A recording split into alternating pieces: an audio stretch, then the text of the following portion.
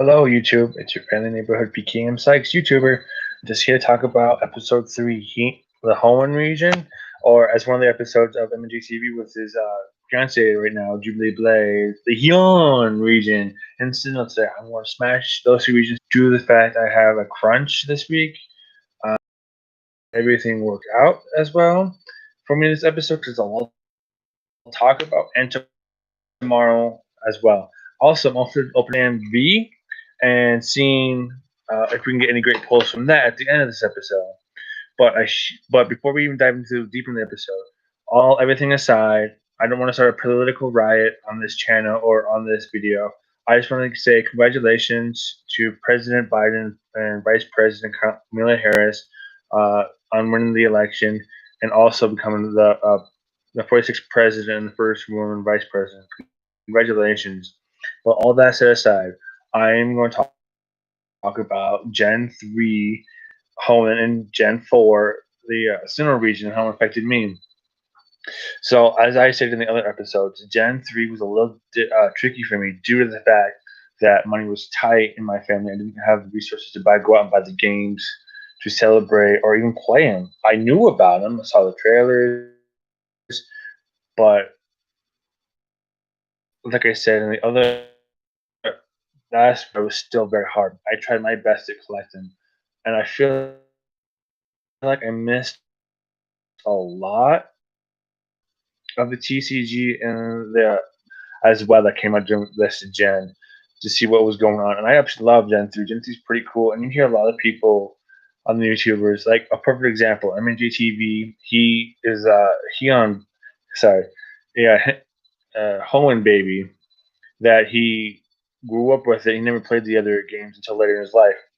I do remember the games and everything, and I was later in my years. I think it was my junior year of high school when I actually played Pokemon Ruby. I do like Pokemon Sapphire, but it's just not my thing. I'm not a big Kyogre fan. I'm more of a Groudon fan. I just like him because it looks more of like giant fire lizard than anything else. But anyways, I watched. Sorry, I played the games. I played them, and I loved how it worked on the Game Boy Advance and Game Boy SP. All phenomenal. I like they're just great games. And when the remix came out for Pokemon Omega Ruby, I literally went out and I got the game. Great game. I love how they introduced the Mega Evolutions from some great Gen 3 and earlier Pokemon for that generation. I think the remix was really, really good. I do appreciate it, and I love playing them. I still play those games every now and then currently. And also, I've tried doing randomizers for Pokemon like Emerald or Pokemon Ruby, but not a lot of interest. But I'll try them. I have them on my phone and everything. I do play them and everything. So, but I also I follow 3 of those games out of Pokemon Ruby, Sapphire, and Emerald. Pokemon Emerald is the best. It's got Rayquaza in it. I think Rayquaza is the best of the 3 Trails for that generation, or just in general and everything. Especially later on, we'll get more hype for its shiny and its Mega Evolution. I think that's way more better, and it looks really cool on Rayquaza. So that's basically about the end of Gen 3. Gen 4 is when I got more in depth with the episode, or the episodes on the TV, for Diamond and Pearl, the trading card game, and especially the games itself, the video games. I because we moved to a town that had a Walmart really closest, so I was able to get more access to the card packs and open them up. I had to ride my bike to Walmart to go get these cards. It was a lot of fun. I remember after work on a summer job one time, we and a friend of mine at the time went out. I bought Pokemon Pearl. Sorry, not Pokemon Pearl. Pokemon Diamond because Dialga, in my opinion, is really cool in Palkia, and its shiny form is really cool too. I played that. And he's like, I thought you had that one. I'm like, no, I didn't. He's like, oh, okay. So I bought it. Also with the brand new DS and everything. Played it. Oh my gosh. I think I played that one a lot longer than I played the original games, to be honest. It just to do the graphics, the storyline, and it was the very first time I ever beat the league and the champion Cynthia I thought that it was great. I was able to get Dialga, Giratina out of there. The same thing with Pokemon Platinum. I was able to beat the league as well. Because I thought, okay, this is not that bad. And a lot of people say, oh, it's so hard. It's so hard. Your Garchomp so hard. I didn't think so. I didn't think your Garchomp was that hard. You just got to use an ice or another dragon type to really kind of go and balance with it. So it's just all you have to do is just that. And especially when they introduce new gen evolutions like Mamoswine, Honchkrow, Licky Licky, and some other ones. I thought it was really, really cool how they introduced it. And I do remember the first time I saw them, I went to Cerebi.com, looked online, the whole Pokédex and everything. And I'm like, what is these? And I'm like, what? It didn't make any sense at the time why these Pokemon that looked so familiar from older gens. I did more research and more understanding, more liking of them, and I found out that they're just more stronger evolutions to older Pokemon. Like I said in my last episode, Mamoswine got Piloswine got an evolution. Mamoswine, Rhydon got an evolution. My period, and which didn't make a lot of sense because it was really weird design. It doesn't kind of correlate with the other first two evolutions of its chain. But then the movies, I would watch the movies, and when they introduced Arceus, oh my god, I think I flipped my lid because like, how do you set up a Pokemon that has a lot of abilities, has every single ability that can hold all the plates? How do you do it? You can't. And this is when I started creating my own Pokemon. Sadly, I don't have any of those drawings left because I moved. Um, because after a while I moved from New York to Utah, and I don't have any of those. And a lot of my old stuff still left in Utah, unfortunately. But I tried my best, and I created another type, another other end type of Pokemon. And during a lot of this time, I created like a Dragonite type, a life stream Pokemon, because at the time I was Final Fantasy avid child, and we had the talk with election. Oh, it'd be really cool. From to find out, the next generation, they kind of took a lot of those ideas and to create them. That is to say that for another episode, but I love the idea of having like all god type Pokemon. I think it's really really cool, and I do think Giratina gets thrown on the bus a lot because of its believed to be antimatter, anti gravity. I just think it's the opposite of the other two dragons, and its ability of the ghost type more represents it's the kind of the I don't know the more of the good versus evil type. I love Giratina. I really choose Giratina over the other two any day, and especially the other legendaries that were introduced during this gen, like Keytrain. I love Keytrain. The first fire metal type. Oh my gosh, and it gets thrown under the bus of its bad design, its bad stats, or anything like that. Especially its shine. Finally have it shining and everything on Pokemon Go. I'll tell you that one in the next episode. But I just love a lot of the legendary Gen 4 legendaries they introduced, and I know a lot of people say that a lot of the Gen 4 Pokemon, oh, Garchomp this and Garchomp that. I don't really like Garchomp, to be completely honest. I don't think it's that special.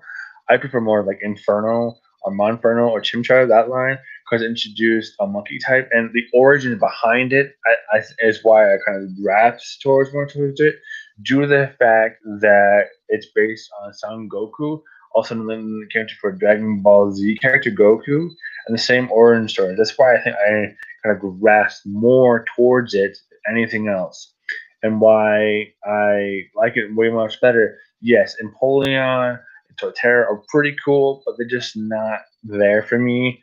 I really choose Infernape any day. I don't care if it's a remix or not. I do wholly support this is a Sinnoh remake coming soon. I hope there is because I just want to see this game be remade because I have all the other. That's not entirely true. I got. I would see this game remade. This is also the same time as when Heart Gold and Soul Silver were made as a remake for Gen 2. I never got my hands on those. Oh, also the same time with Hybrid and Leaf. I never played those either. I tried and I just couldn't find them. Molyneux was tight as well. I didn't have the Game Boy to support it. But I never played Heart Gold and Soul Silver, and I hear a lot of people it's one of the best games ever. And you can shiny hunt a lot easier in those. And I'm like, still at this time I wasn't a whole into the shiny thing. I heard about it. I'm like, okay, if it happens, it happens. Oh well, I'll just keep playing the game. I love playing the games. And also, my younger siblings will get into this game and they'll try catching these Pokemon, playing the games and catching certain Pokemon like a Bidoof. Like, who wants to catch a Bidoof? It's not worth it. Yeah, everyone says, oh, hell, God, Bidoof or something like that. It's just whatever. I don't really care for Bidoof. It's annoying and kind of a useless space, to be honest. And B Barrel's the same way, too. I just really don't like those two Pokemon. They're, ugh. Yes, I understand they had a beaver Pokemon, but they could have done something better. The one Pokemon off topic, if they could do is a moose Pokemon. I've come up with a moose Pokemon before, and I have drawings for it. I just gotta find it, and maybe I'll show it off in the video. But it'd be really cool because it's one Pokemon I really want because it has multiple. It can use multiple typings. It can use like normal ice, normal grass, or have the split evolutions, or something like that. Something almost like Deerling or like Eevee, something along those lines. But in games, I can't include the decks that get shiny Pokemon.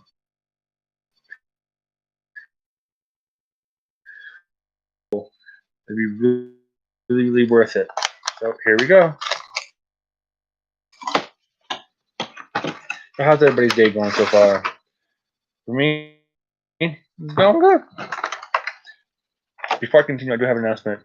Next week, my videos may be not every day, but probably every other day, because if I have ideas and more how I'm going to present it and everything, and kind of figure out where I want this channel to go. I know what I want to do for later down the road, but next week I have to think what I want to do. So videos won't be this whole like a whole week or this one. This one I'm excited for. I know exactly what I want this week. So just be prepared. It may change, may not change. It just depends on where I'm going. So, anyways, back to the pack opening. Of course, you have the Alakazam V, the Alakazam Giant V. Good cards. So I'll just put them with my other stuff, my other uh, Alakazam V cards.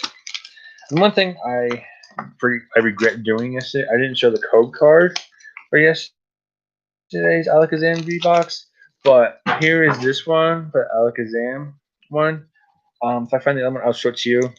Out of this pack, as just like the last one, you have two Vivid Voltage packs. You have a Sun and Moon base set. Then you also have Sword and Shield base set. Come on, they could put something else in these boxes. So I'm gonna open Sun and Moon because it's the oldest. This is what we get out of these packs, and hopefully it's something really good. Green, not good. Code card. Going to the card trick. Ready? So we got Unlisted Leaf, Drumbeak, Rainbow Energy, Torracat, Marini, Stuffle, Togedemaru, Alolan Grimer, Lamantis, Reverse Hollow Stoutland, and Regular Rare Lantern. Or as people that follow A-Drive like to call it, Lamp. Next, I'm going to open a base set Sun and Moon. If I can get anything. Let's see what we get. Ooh. Green and white. Code card for everybody. Card trick, 4 from the back. So you have Electric Energy, Evolution Incense, a Band, a Haunter, a Silcobra, Minchino, a Vulpix, a Muna, looks really cool by the way, Roselia, Reverse Hollow Rhyperior, and ooh, Indeedee. I actually don't have this card, so that's a good pull in my opinion.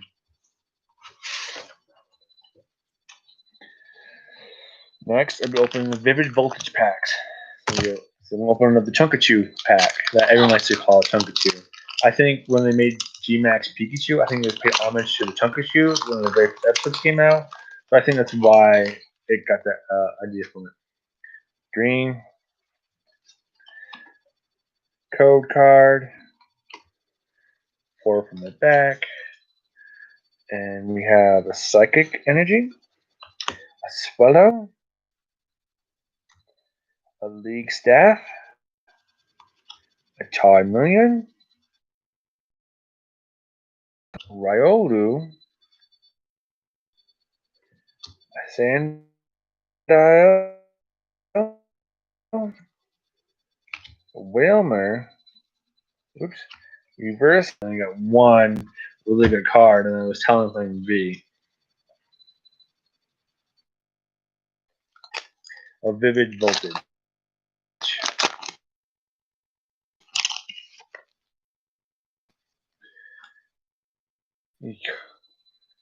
Green.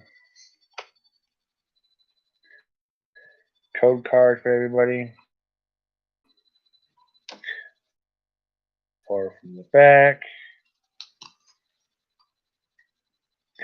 Let's see.